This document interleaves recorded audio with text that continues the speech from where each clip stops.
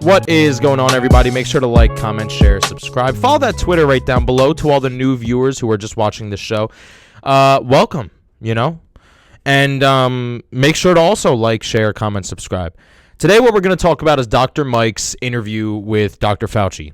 Dr. Mike, one of the most reputable doctors on YouTube, he has over 5 million subs. Yeah, the coronavirus videos that he's doing, dude, they're blowing up. This guy's getting like 5 million views a video now. All his videos about coronavirus.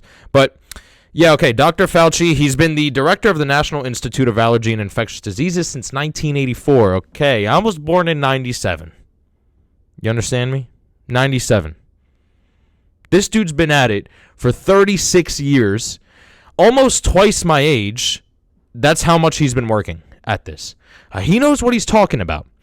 Dr. Mike was very fortunate enough to actually interview this guy. And they started out, Dr. Fauci was saying, dude, I've only been sleeping. Well, he didn't say dude, obviously. He's not a bro. He's not a business major. To all my business majors, we all call each other dudes. So, anyway, whatever. You can unsubscribe. You can leave if you want, after that.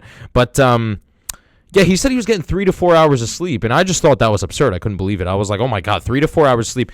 Imagine the grind at this guy's age.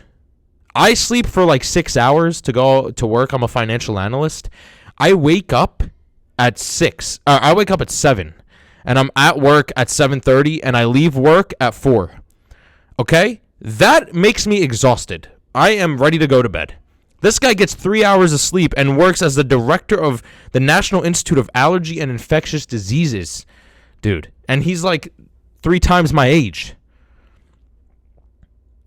You see him behind Donald Trump all the time. The big takeaways that I saw, what he said, I'm going to tell you the 2 things that were very important to me. This interview was kind of a cautionary, logical interview, and I don't mean that in a bad way. It was a very informative interview, but mainly what he was hinting at, Dr. Fauci, was that we can't really control the cases that are being developed right now, but we can control the cases in the future. So however many people are infected with this disease right now, we can't really control. All we can do is kind of heal them.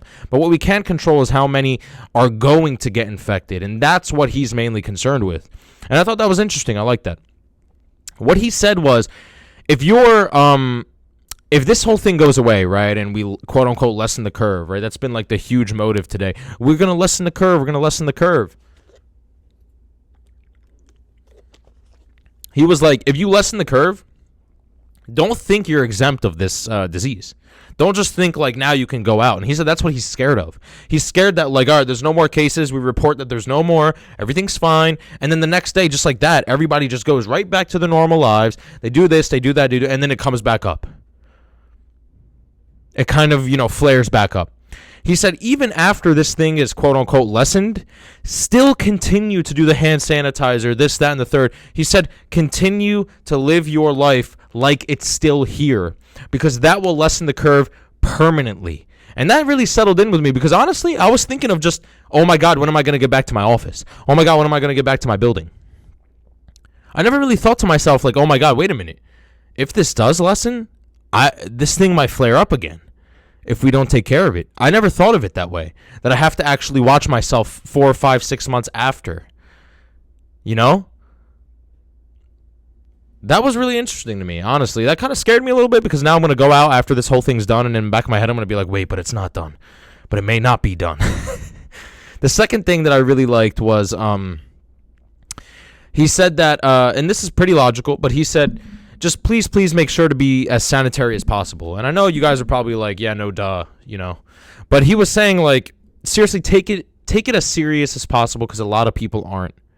And he was like, you may think to yourself, oh, I'm just going to the coffee shop. That's a block away from my house. Who am I possibly going to touch that I'm going to end up getting coronavirus? How is that even possible? But the truth is, you can. And he said you might not even know you have coronavirus. You might come in, you're only 20 years old, and you might have a little scratch in your throat. Then when you walk in, you say hi to your grandma. Now your grandma has a little scratch in her throat, but the difference between you and your grandma is you're 20, your grandma's 90. Or that's a huge separation in age. You're 20, your grandma's 70. Your grandma, to you, this is just a little cold. You'll get over coronavirus in a day. Your grandma's now in critical condition. She might...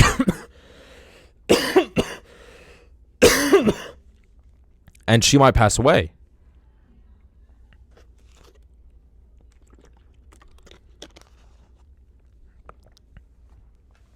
and she's in risk of actually dying.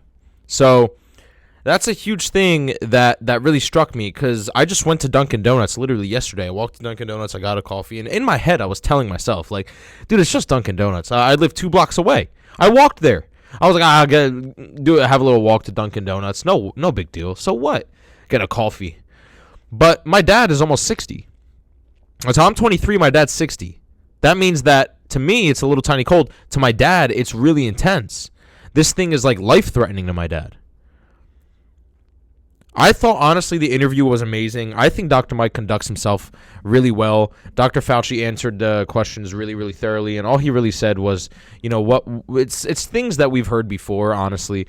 You know, watch yourself, sanitize yourself, and don't trust this disease too much, and don't trust yourself too much. Don't think that you're some sort of god that can't get this disease, because you can, and it will attack you.